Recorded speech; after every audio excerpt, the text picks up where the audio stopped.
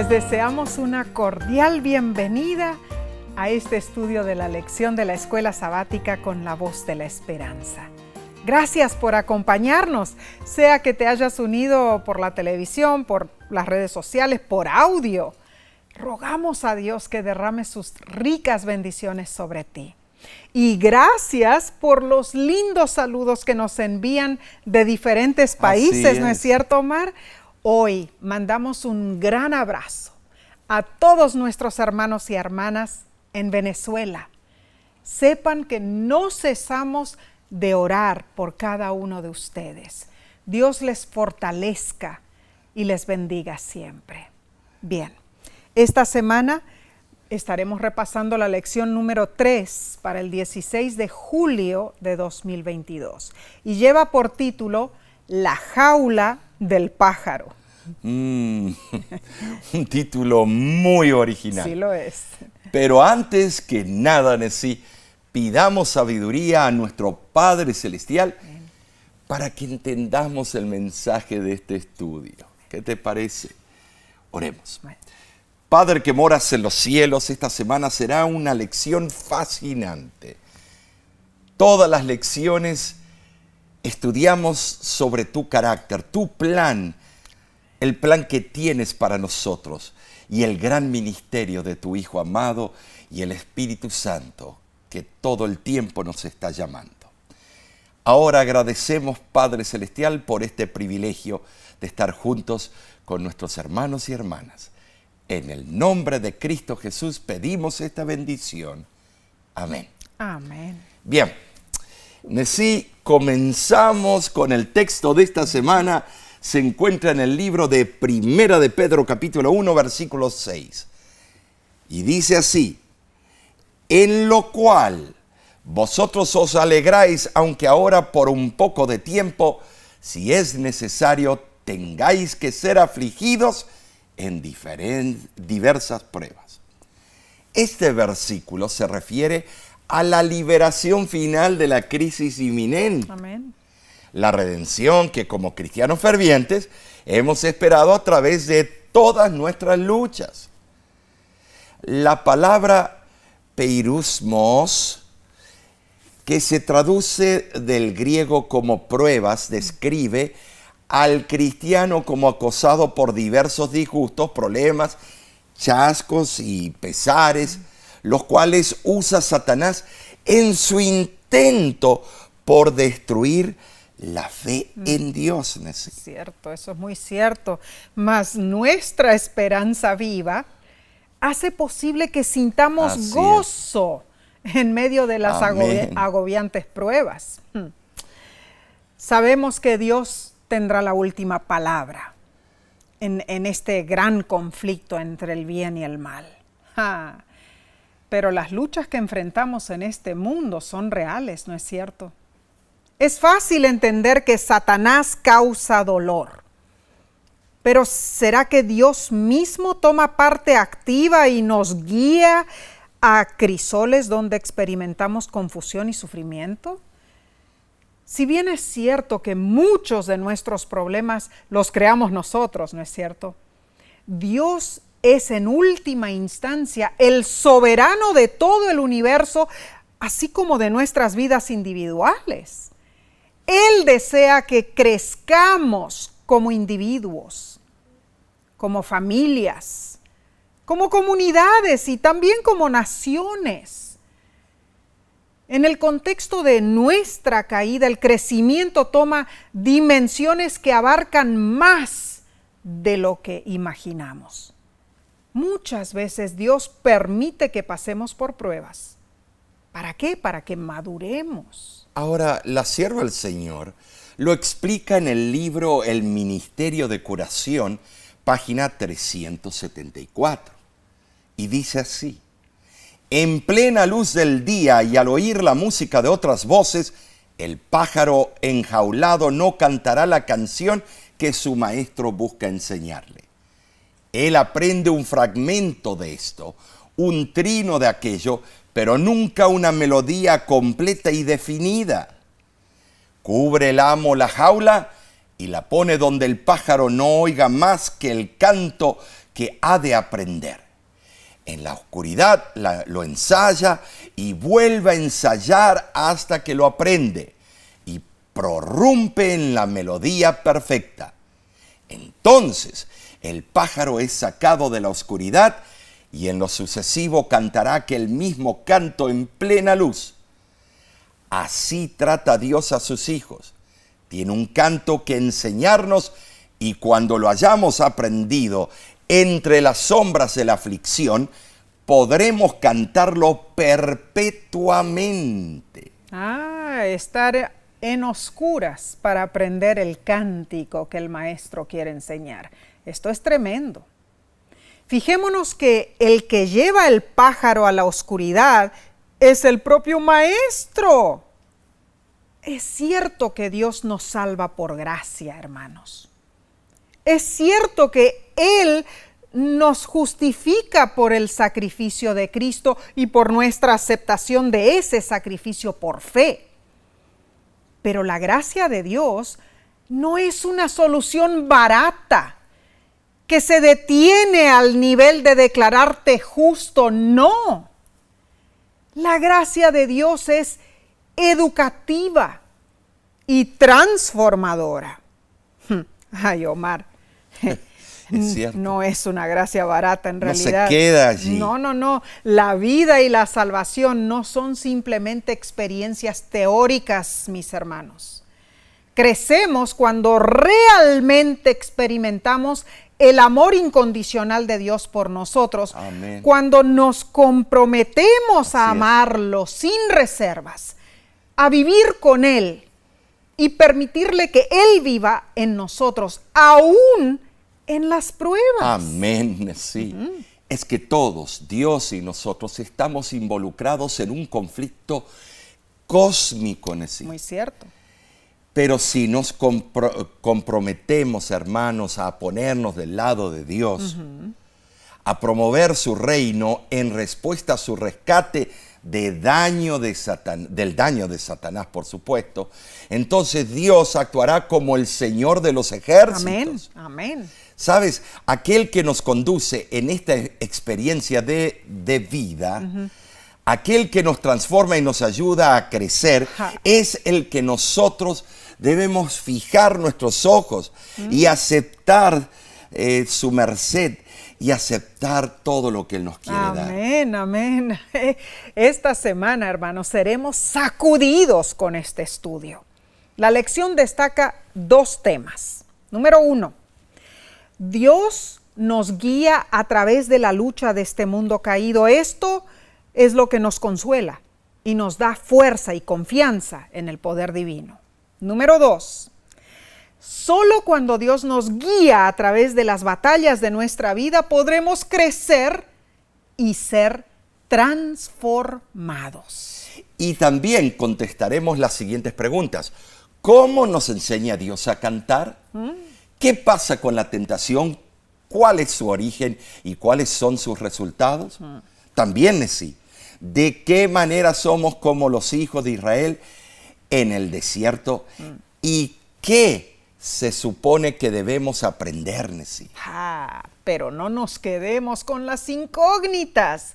Adentrémonos al estudio, porque hay mucho material que cubrir y estamos ansiosos por aprender más. Amén. Así que pasemos a la lección del domingo 10 de julio titulada Hacia la tierra prometida por un callejón sin salida. Esto es tremendo. Esto suena polémico.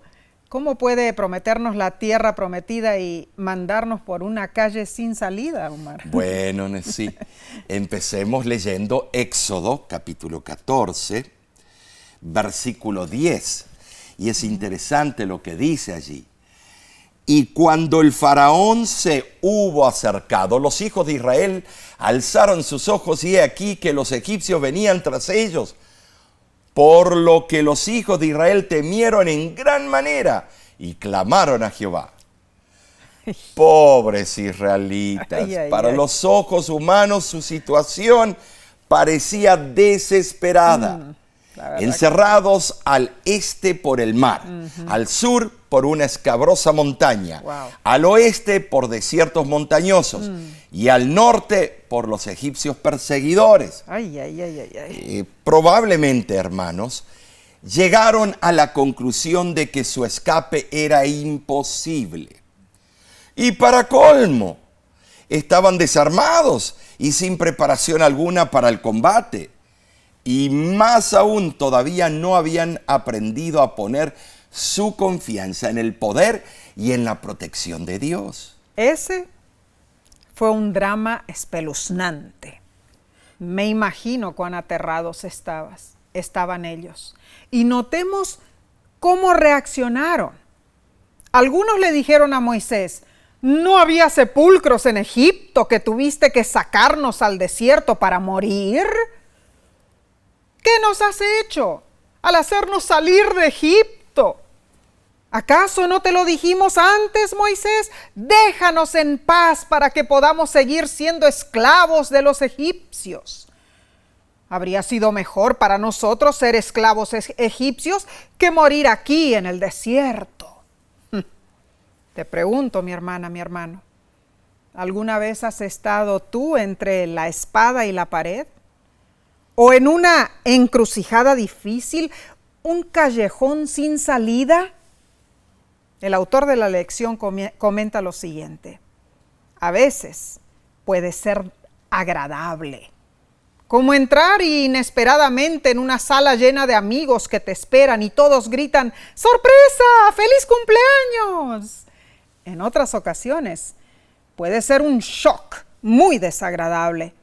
Quizá hayan sido acosadores o malhechores en la escuela, o un compañero de trabajo que inesperadamente trató de hacerte quedar mal. Cualquiera de esas situaciones nos llegan de sopetón, por sorpresa. Y así fue para los israelitas.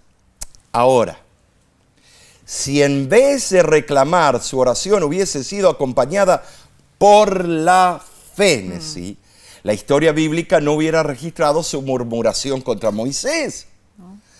Algunos comentadores bíblicos han sugerido que los más piadosos entre los israelitas clamaron a Dios, mientras que los irreligiosos murmuraron contra Moisés. ¿Tiene sentido esto? Sí. Lo cierto es que los hombres siempre han encontrado satisfacción en culpar a algún otro por las dificultades que nos encontramos. Por ejemplo, cuando no encuentro mis lentes, te culpo a ti. ¿Dónde los pusiste? Y fui yo que los perdí. En este caso, fue Moisés el blanco de la indignación. Arguían que él, como dirigente, no debería haberlos puesto en una situación tan peligrosa, habiéndolos sacado de Estados Unidos de América. De Egipto. De Egipto. Bueno, es que desde su salida de Egipto hasta la tierra prometida, Dios guió a su pueblo, ¿no es cierto? Claro, así lo vemos así en la es. Biblia. Pero notemos a dónde los guió primero, hermanos. A un lugar donde el mar estaba delante de ellos, las montañas estaban a ambos lados y el ejército de Faraón estaba al alcance de la vista justo detrás. Pero al guiar al pueblo hacia el mar, Dios tenía el propósito de fomentar en el corazón de ellos reverencia y fe en Él. Es. Pero la fe en Dios estaba inseparablemente relacionada con la confianza en el liderazgo de Moisés como su representante. Fue mediante Moisés, el siervo de Dios, que se efectuaron milagros, pero el pueblo con enojo lo criticó. Ahora, al par que contemplamos con asombro la perfidia de los israelitas, no debiéramos apresurarnos a condenar su pesadez de corazón, mis hermanos. Es evidente que de ninguna manera nosotros somos superiores a ellos, pues tendemos a confiar en Dios solo hasta donde nuestra vista natural puede percibir su voluntad y sus caminos. Solo hasta el momento en que nos topamos con la primera prueba. Es veraz la explicación del autor de la lección. Dios iba delante del pueblo de Israel. Una columna de nube los guiaba de día y una columna de fuego de noche. Pero seguir la columna no nos asegura ser felices todo el tiempo, hermanos.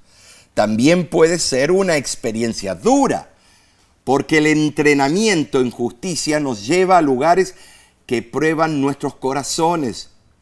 Durante esas dificultades, la clave para saber cuándo realmente estamos siguiendo a Dios no es necesariamente la ausencia de pruebas o dolor, hermanos, sino más bien ser francos a las instrucciones de Dios y ser continuamente sumisos a su dirección en nuestra mente y también en nuestro corazón. Esto es muy cierto. Y la lección nos pregunta, ¿por qué a veces es tan difícil confiar en Dios, aunque sepamos muchas de las maravillosas promesas que Él tiene para nosotros? ¿Por qué, Omar? ¿Por qué nos es tan difícil?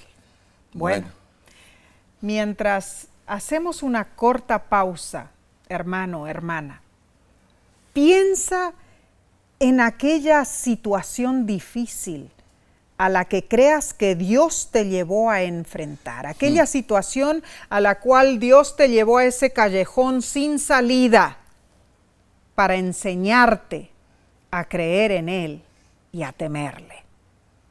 ¿Qué principios y estrategias de fe podrían ayudarte a navegar con éxito ese tipo de experiencia, mi hermano, mi hermana? Es interesante decir, yo hubiera estado delante del Mar Rojo y se veía la otra costa, del otro lado, que es la península arábica. Yo, como sé nadar, yo me hubiera metido y a nadar y flotar cuando me cansaba. ¿No hubieras pensado en tu familia? Oh, no, contigo, ¿Y qué si tus hijos no saben nadar? No, ellos ya les enseñé. Pero es que era una situación difícil porque el que sabía nadar tenía vecinos que no sabían nadar. Ya, ese es el problema.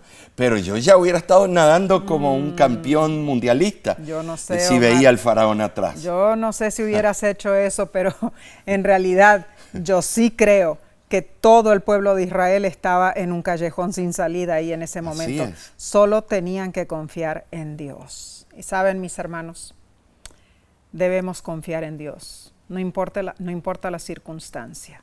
Regresaremos en unos instantes con el estudio del lunes. No te vayas.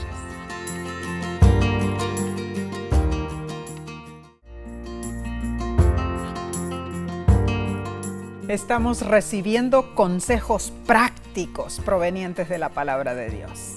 Gracias por acompañarnos. La siguiente sección se titula Aguas amargas. Estudio preparado para el lunes 11 de julio. Tremendo esto. Esta parte comienza con la dura prueba en Refidim. Leamos Éxodo 17, versículos del 1 al 6. Toda la congregación de los hijos de Israel partió del desierto de Sin y acamparon en Refidim, y no había agua para que el pueblo bebiese. Y altercó el pueblo con Moisés y dijeron: danos agua para que bebamos. ¿Por qué nos hiciste subir de Egipto para matarnos de sed? Entonces clamó Moisés a Jehová, diciendo: ¿qué haré con este pueblo? De aquí a un poco me apedrearán. Y Jehová dijo a Moisés: toma en tu mano tu vara, he aquí que yo estaré delante de ti allí sobre la peña en Horeb, y golpearás la peña y saldrán de ella aguas y beberá el pueblo. Bueno, Nesí, hay lidiar con esos tercos, por favor. Bueno, y nosotros no somos muy diferentes. No. Se desconoce la ubicación de Refidim. Porque si supiéramos exactamente, estaríamos todos haciendo peregrinaje para adorar la piedra donde salió el agua. Cierto. Algunos eruditos bíblicos lo han ubicado en el Wadi Feirán, que conduce al tradicional monte Sinaí. Tú y yo estuvimos allí. Claro que sí. Y nos emocionamos, pero no vimos ningún agua salir de esas piedras. De ninguna manera. Otros lo han identificado con el Wadi de Refayit, principalmente por el parecido de su nombre. El Wadi Refayit está a unas pocas horas de marcha del monte Sinaí. Este hecho favorece su identificación con Refidim, ya que en varios textos el monte Horeb se usa como sinónimo del monte Sinaí, Nesí. Muy interesante. Interesante, imagínate, tenemos como si Moisés era el autor de todas las necesidades. Bueno, de él le ellos. prometió salvoconducto hasta Canaán, o sea, de que el pueblo estaba esperando Bueno, pero eso. también... Ay, ay, ay. Entonces, viajando en la última parte de la primavera, el pueblo esperaba encontrar agua en los valles, lógicamente, ¿no? Bueno, esto quizá explique el hecho de que ellos no llevaban suficiente cantidad de agua con ellos, quizá. Pero el lecho seco del río del valle de Refidim produjo una grave consternación. Bueno, los israelitas habían murmurado antes, pero ahora se quejaron amargamente. Moisés ya les había dado carne y pan para comer, recordamos eso. Naturalmente esperaban ahora que les diera agua, pero su queja reflejaba duda antes que fe. Tentaron a Dios, poniendo a prueba su paciencia y despertando su santa ira. Toda la historia de peregrinación por el desierto es una historia de provocación.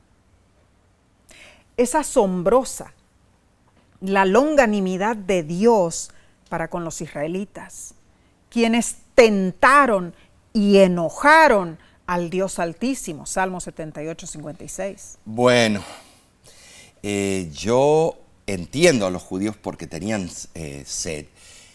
Por ejemplo, yo ahora mismo, que estamos filmando esta lección, tengo una sed tremenda y quiero agua. O sea que cuando hay necesidad nos volvemos a veces no razonables, nos volvemos apasionados. Quizá no obtengamos de Dios todo lo que queremos, ¿verdad? Pero ¿acaso no podríamos esperar obtener todo lo que necesitamos? O sea, no lo que pensamos que necesitamos, como ganar la lotería, por supuesto, sino lo que realmente necesitamos. Bueno, sí, había algo que los israelitas realmente necesitaban y era agua. Sí, es cierto. Debemos también poner énfasis en eso. Justo después de que Dios los guió a través del Mar Rojo, caminaron por el desierto tórrido, sin agua, durante 3 días. En el desierto, donde encontrar agua es algo tan crítico, tú y yo lo sabemos. Hemos estado en muchos desiertos. Podemos también comprender su desesperación, ¿no es cierto? ¿Cuándo recibirían el agua que tanto necesitaban? Ya tenían la lengua seca como lengua de loro. Bueno, Dios los había guiado primeramente a Amará, donde sí había agua. Cierto. Me imagino que se sintieron emocionados al hallar qué beber, pero cuando probaron el agua estaba amarga. Ay, terrible, ya terrible. había que... Y pasados pocos días, Omar, pocos días después de eso, Dios les presentó otra prueba, llevándolos a un lugar donde no había nada de agua. Tremendo. ¿Qué quería enseñarles Dios? Cuando la sed se hizo insoportable, se volcaron contra Moisés, ardiendo de ira, tramaron su muerte. ¿Qué cosa? Manifestando una lastimosa falta de fe. Bueno. Moisés llevó su dificultad al Señor. Así es. Él había aprendido a tener confianza implícita en quien lo había llamado a liderar a su pueblo. Y siempre que llegaba al límite de la sabiduría humana, Moisés encontraba en Dios un seguro auxiliador. La situación era grave, pues la vida de Moisés estaba en peligro. Como no se ha encontrado en la historia de Egipto ningún vestigio de muerte por apedreamiento, esta forma de pena capital parece haberse originado allí, en lo que atañe a los israelitas, claro, y sin duda fue sugerida por la abundancia de piedras disponibles en el desierto, ¿no?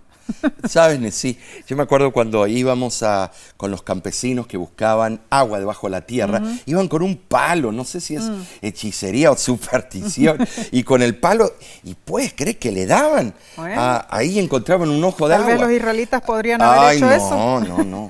El historiador Heródoto explica en su manuscrito número 9, tomo 5, el apedreamiento posteriormente fue practicado entre los griegos en el tiempo de las guerras médicas y entre otros pueblos.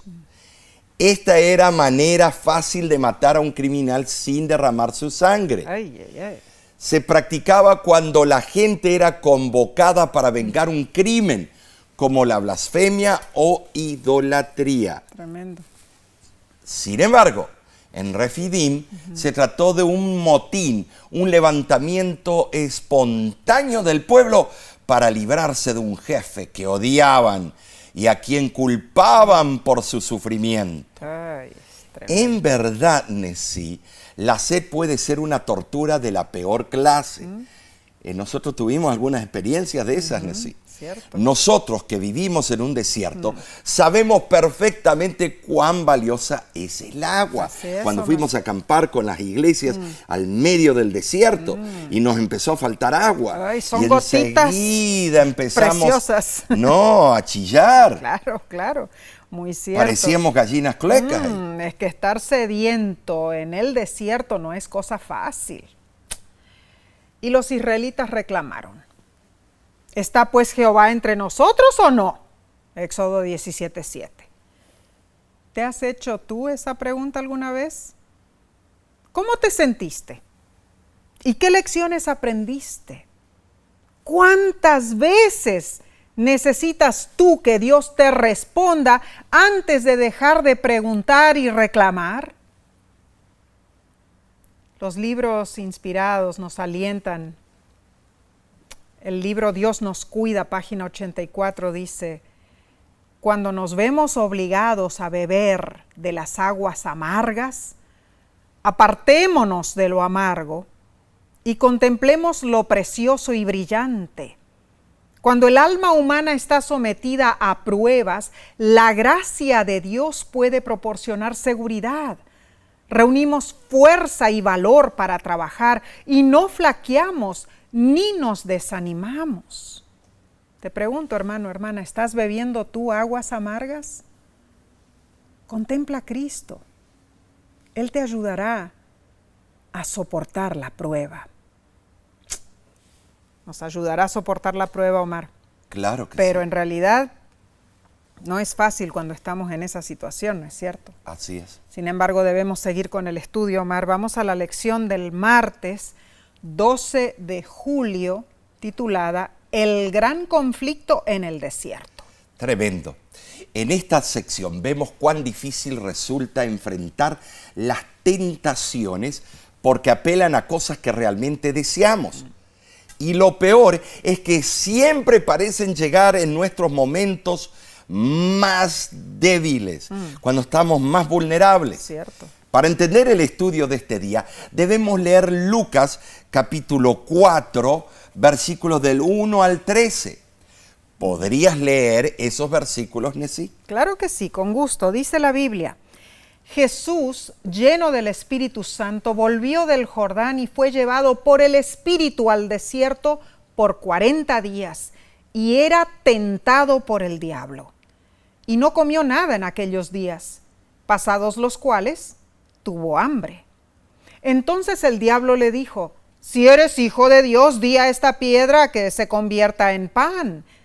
Jesús respondiendo le dijo: escrito está, no solo de pan vivirá el hombre, sino de toda palabra de Dios.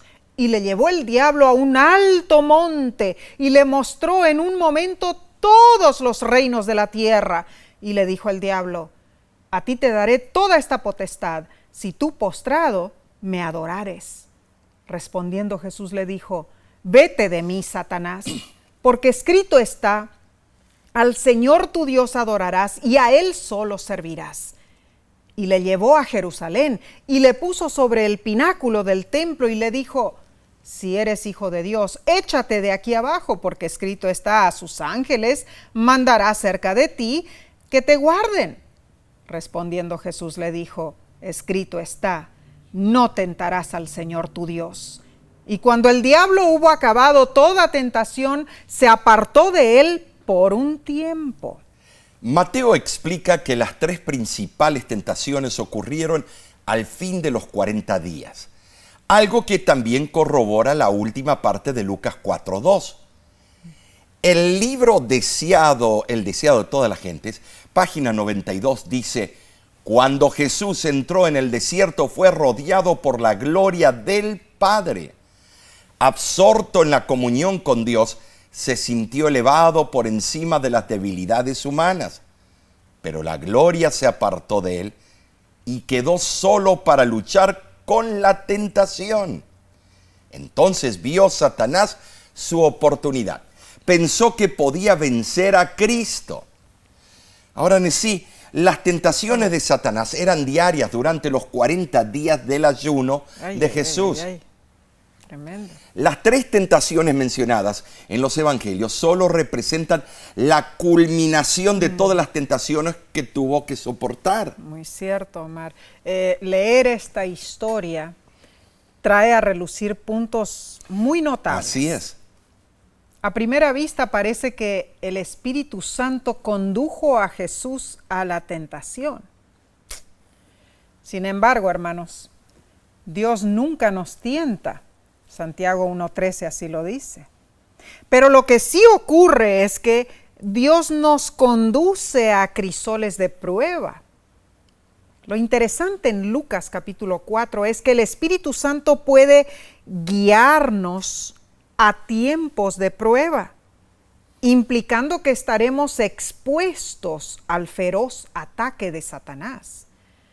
En esos momentos, cuando sufrimos fuertes tentaciones, podemos malinterpretar y pensar que no hemos estado siguiendo a Dios correctamente, pero esto no es necesariamente cierto.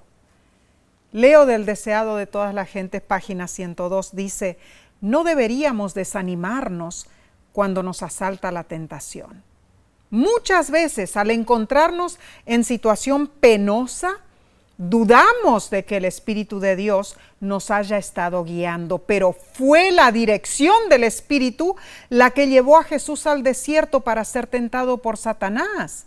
Cuando Dios nos somete a una prueba, tiene un fin que lograr para nuestro bien.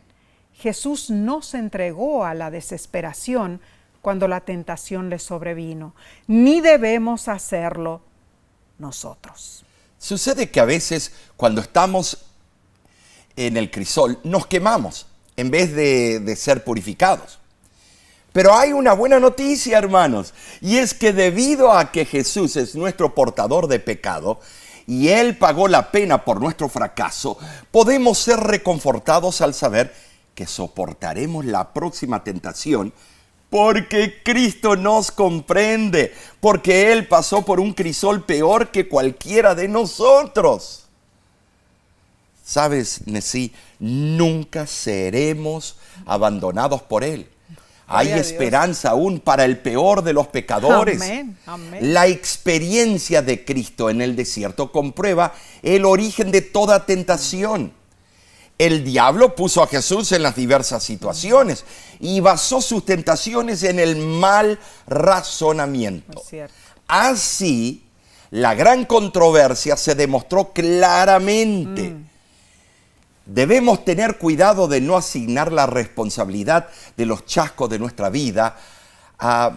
No debemos asignarlo a Dios, sino a Satanás, el verdadero culpable. Si bien es indudable su soberanía, Dios siempre opta por operar de acuerdo con sus reglas divinas Amén. de compromiso. Amén. En el progreso del conflicto cósmico. ¿Por qué en sí? Porque la controversia es sobre Dios y sobre su carácter. Él debe comprobar la verdad al universo y debe obrar de acuerdo a sus divinos principios. ¿Sabes, Nesí? La mayor tentación es dudar de Dios, dudar de su capacidad para salvarnos. Oh, cuán cierto. Eso es peligroso. Omar. Cuán cierto. Por eso, Primera de Pedro, capítulo 1, del 5 al 7, confirma nuestro regocijo en la verdadera naturaleza de Dios revelada por Jesús y no en los sufrimientos que tengamos que soportar. Creemos en el poder de Dios y sabemos con seguridad que así como Cristo venció a Satanás, podemos confiar en Él para ayudarnos en las tentaciones, para perdonar nuestros pecados cuando fallamos, para darnos el poder del Espíritu Santo y para vencer al enemigo y vivir en victoria espiritual. Amén. Gloria a Dios. Seguiremos con este precioso estudio en unos segundos. Volvemos enseguida.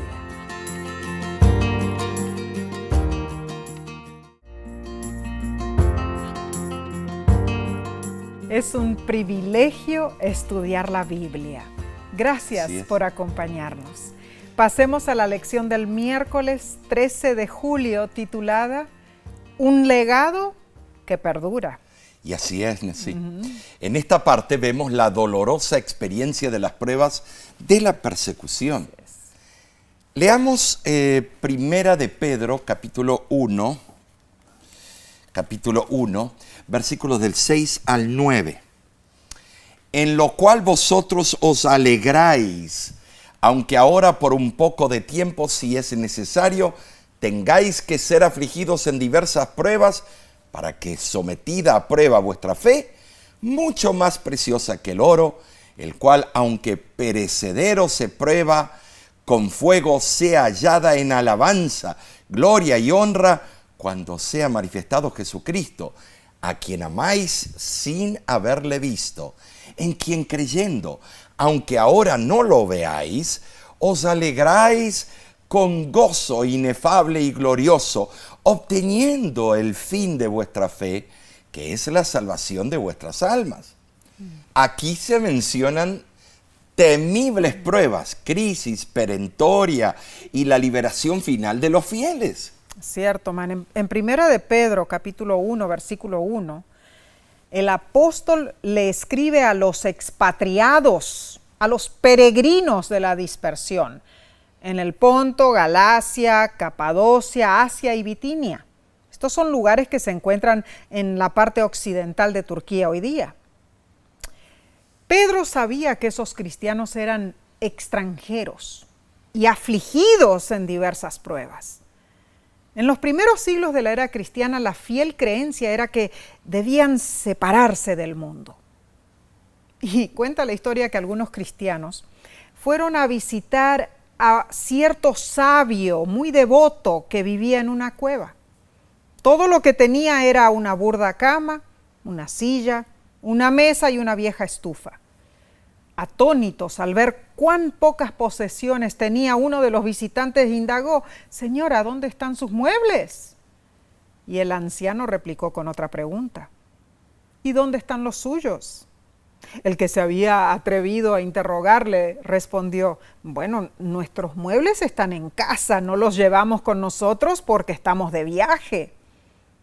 «Igual que yo», respondió el piadoso cristiano.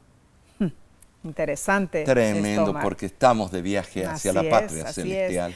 Pedro en su epístola da a entender que al enfrentar pruebas y persecuciones debemos mantenernos alejados del mundo, pues nuestra vida aquí es solo eso, un peregrinaje temporario. Sin embargo, Dios nos asegura un legado perdurable. Amén, sí. Así es. La calidad de nuestra fe se revela en la magnitud de los problemas que superamos. El oro es probado y refinado por el fuego, así debe ser. Así Nuestra fe pasa por el proceso de la prueba para que su valor pueda manifestarse cabalmente en sí. Sí es, hombre. La excelencia de la madurez de nuestro carácter al vencer las pruebas provoca la aprobación divina. Gloria a Dios. Sabes, mi hermano, el avalúo que Dios hace de los redimidos se manifestará finalmente en el segundo advenimiento y por la eternidad, por supuesto. Pero podemos ahora gustar la dulzura de la presencia de Dios, permitiendo que nuestra vida, por supuesto, sea dirigida por el Espíritu Santo, quien nos fortalece para soportar las mismas pruebas o más pruebas durante cada día de nuestra estadía en este mundo. Quizá no sufras persecución, pero sabes, hoy día alrededor del mundo hay muchos cristianos, fieles hijos de Dios, que pasan por esas pruebas. En pleno siglo XXI, más de 350 millones de cristianos sufrieron discriminación ya o persecución a causa de su fe. Vemos, por ejemplo, en 1991, en Vukovar, ciudad fronteriza entre Serbia, Croacia y Bosnia-Herzegovina. Los cristianos allí sufrieron uno de los sitios más largos y brutales de ese siglo. Fueron perseguidos y sus casas fueron reducidas a cenizas en un bombardeo infernal. Víctima de ello fue una pequeña de solo 13 años de edad. Hoy su nombre es Sor Irene y ella reside en Sarajevo. Y ella cuenta lo siguiente: se llevaron a mi padre y a mi hermano a una prisión, a un edificio que convirtieron en campo de prisioneros. Allí los torturaron durante días. Mi madre, mi hermana y yo sabíamos que estaban vivos porque oíamos sus gritos, hasta que finalmente los mataron. Y el 14 de julio del 2009, tras varias horas de cosecha en el campo, Asia Bibi tuvo sed y se acercó a un pozo para beber. Una vecina, al verla, gritó que ella estaba contaminando el agua que era de las mujeres musulmanas. El tono de la disputa subió a la acusación: blasfemia. En Pakistán eso significa la muerte debido a la ley anti-blasfemia. Cualquiera puede acusar a otros sin pruebas de haber blasfemado contra el Corán, Mahoma o Alá o contra los símbolos islámicos. Tras una brutal paliza, Asia Bibi fue encarcelada y condenada a morir en la horca. Esperó su condena por años, sufriendo horribles castigos en la cárcel. El 2019, después de cientos de peticiones alrededor del mundo, Asia Bibi fue dejada en libertad y transferida a Canadá. La ley de blasfemia en Pakistán ha causado ejecuciones extrajudiciales incitadas por acusaciones y ataques comunitarios contra los cristianos, con el pretexto de la blasfemia. ¿Saben de sí? Asia Bibi fue la primera mujer en Pakistán en ser sentenciada a muerte por blasfemia y habría sido la primera persona en ser ejecutada bajo la ley islámica. Tremendo, Mar. Es impresionante. Estos son solo 2 testimonios. Son millones los que sufren persecución. Pero alabado sea Dios por nuestra bendita esperanza. Cualesquiera que sean nuestras pruebas, no se pueden comparar con la eternidad que nos espera cuando Cristo regrese y nos dé la victoria final. Las palabras de Pedro son las de Dios para nosotros, sin importar lo que enfrentemos. Por difíciles que sean nuestras pruebas, nunca perdamos de vista nuestra meta. ¿Cuál es nuestra meta? La vida eterna en un cielo nuevo, una tierra nueva, sin dolor, sin sufrimiento, sin muerte. Con esa promesa garantizada por nuestro Salvador Jesús, podemos avanzar firmes hasta el fin, hermanos, y seremos liberados del pecado y recibiremos la herencia eterna. Hermoso, ¿no es Así cierto? es, Entonces, vayamos al próximo día de estudio, que lleva por título El fuego de prueba, preparado para el jueves 14 de julio. ¿Saben? Sí, el autor de la lección nos cuenta una anécdota para ejemplificar este tópico y dice, había un joven al que llamaremos Alex. Él pasó por una juventud muy problemática. Drogas, violencia, incluso estuvo un tiempo en la cárcel, pero gracias a la bondad de un miembro de la iglesia adventista local, a quien Alex le había robado, aprendió acerca de Dios y entregó su corazón a Jesús. Aunque él todavía tenía problemas y luchas, aunque los recuerdos de su pasado aún persistían, Alex Nesi era una persona nueva en Jesús. Amaba a Dios y buscaba expresar ese amor obedeciendo sus mandamientos. Cierto día, Alex sintió el llamado de Dios a ser un ministro, un pastor. En la universidad todo iba bien al principio, pero luego una cosa tras otra salió mal y su vida comenzó a desmoronarse. Qué triste. Su fuente de dinero mermó. Un amigo cercano se volvió contra él acusándolo falsamente, algo que dañó su reputación. Pobrecito. Poco después se enfermó, nadie sabía lo que era, pero su estado de salud impactó sus estudios al punto que temió tener que abandonar la universidad. Añadido a eso, Nesí, luchaba contra terribles tentaciones con drogas. Ay, pobrecito. Alex no podía entender por qué todo lo que estaba pasando, todo eso que estaba pasando, ¿por qué? ¿Acaso no había entregado su vida a Dios? ¿Acaso Nesí fue un error su experiencia de conversión? Ay. Y esas son las preguntas que nos hacemos cuando vienen las pruebas. Cierto, qué situación difícil. Ahora, imagínate si Alex se acercara a ti para que le aconsejaras. ¿Qué le dirías tú?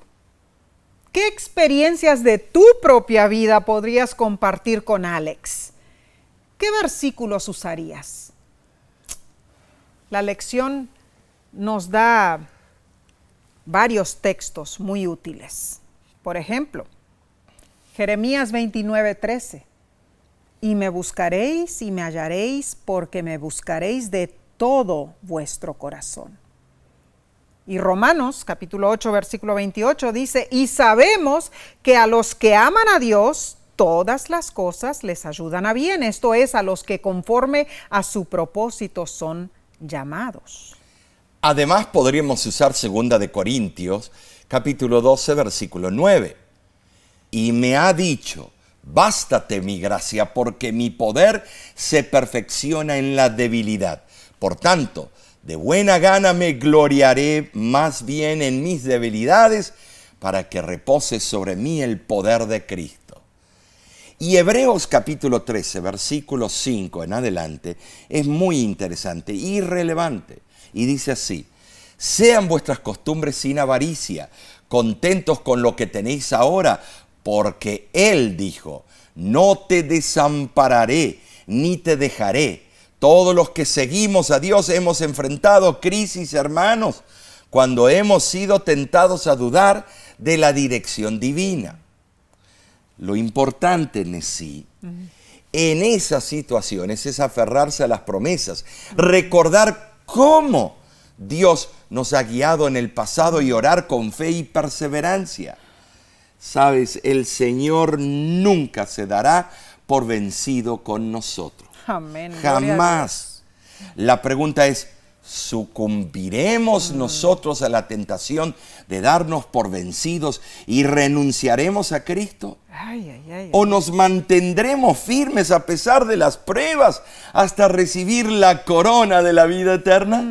Omar, cuando pensamos en Alex, pobrecito, las cosas le iban una cosa tras otra, todo mal, ¿no es cierto? Pruebas grandísimas en su vida y estaba joven, ¿no es cierto? En la universidad. ¿Qué harías tú en esa situación? Estar firmes en Cristo Jesús muchas veces no es cosa fácil. Oramos a nuestro Padre Celestial. Así es. Que nos fortalezca para que nos mantengamos fieles hasta el fin. Los libros inspirados nos animan. Dice, Dios se agrada si apuntan alto los que se esfuerzan por la vida eterna. Habrá poderosas tentaciones para complacer los rasgos naturales del carácter. Pero cada tentación resistida es una victoria de valor inapreciable ganada al someter el yo. Ella doblega las facultades al servicio de Jesús y aumenta la fe, esperanza, paciencia y tolerancia. Al ser instados a luchar por la victoria con la fortaleza de Jesús, apuntemos hacia la corona celestial con estrellas. Esto lo escribió Elena G. de White en Review and Herald en octubre de 1881. Apuntar alto, Omar, apuntar alto. Eso es lo que debemos hacer nosotros como cristianos. Siempre hay que mirar a esa dirección. No mirar a los fracasos, no mirar lo que el mundo, las acusaciones del mundo, no ser volátiles o superficiales, no ser, como las olas del mar, volubles. Tenemos que nosotros en firmeza estar mirando al único que nos puede volver a traernos a un balance en nuestra vida. Hermanos, entonces, recapitulemos el valioso estudio de esta semana. Número 1, vimos cómo Dios guió al pueblo de Israel por el desierto y aunque muchas veces se encontraron en callejones sin salida, soportaron aguas amargas y pruebas inverosímiles. Dios estuvo con ellos y no los desamparó. Y número 2, Nessie, repasamos las terribles tentaciones que Jesús tuvo que soportar en manos del adversario. Pero Él nos dejó ejemplo para que nosotros podamos sobrepasar nuestras tentaciones y alcancemos la victoria en nuestro Salvador. Amén, amén. Número 3, estudiamos las vicisitudes y persecuciones que tuvieron que padecer los primeros cristianos y aprendimos de su ejemplar fe y confianza en Dios. Y número 4, por último, comprobamos cuán difíciles son nuestras luchas. Pero sabemos que Dios nos guía a través de las pruebas de este mundo caído. Amén. Y esto nos da fuerza y confianza para no darnos por vencidos. Gloria a Dios, gloria a Dios. Pues es a través de las pruebas y las batallas que podremos crecer espiritualmente, podremos ser purificados por el crisol en Cristo y finalmente seremos transformados y brillaremos como el oro. Qué hermosa lección, la verdad. Amén. Consejos prácticos para nuestra vida cristiana, ¿no es cierto? Y yo creo, Omar, que toda esta lección nos hizo ver puntos claves de lo que enfrentamos, ¿no es cierto?, en nuestra vida aquí en la tierra, pero sabemos que Dios siempre está a nuestro lado y que un día seremos victoriosos. Y es nuestra oración que tú hayas sido grandemente bendecido con este estudio.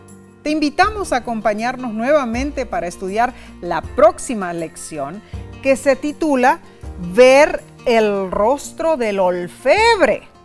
Va a estar buenísima. No te la pierdas. Yo te voy a decir, Nessie, este trimestre es del todo particular. Claro que sí. ¿Por qué? Porque sale de lo común. Es hermoso en gran manera. La verdad que sí. La verdad que hemos tocado el sufrimiento humano. Y sí, estamos viendo últimamente en las noticias, por donde sea, el sufrimiento humano está sacudiendo las fibras más íntimas de la sociedad. Así es. Ahora, sigue estudiando con nosotros. Recuerda compartir estos estudios con tus seres queridos. Amén. Invítalos a suscribirse gratuitamente al canal de YouTube de La Voz de la Esperanza. El beneficio de dicha suscripción incluye recibir recordativos cuando sale un nuevo video de La Voz de la Esperanza y se hace mucho más fácil encontrar nuestros programas. Claro que sí. Oramos para que cada día crezcas en el amor del Señor. Amén. Y que tu vida sea enriquecida con las verdades celestiales. Amén, amén. De nuestra parte. ¿No es cierto, Nesí? Claro. Dios te bendiga y te guarde y te prospere junto a los tuyos.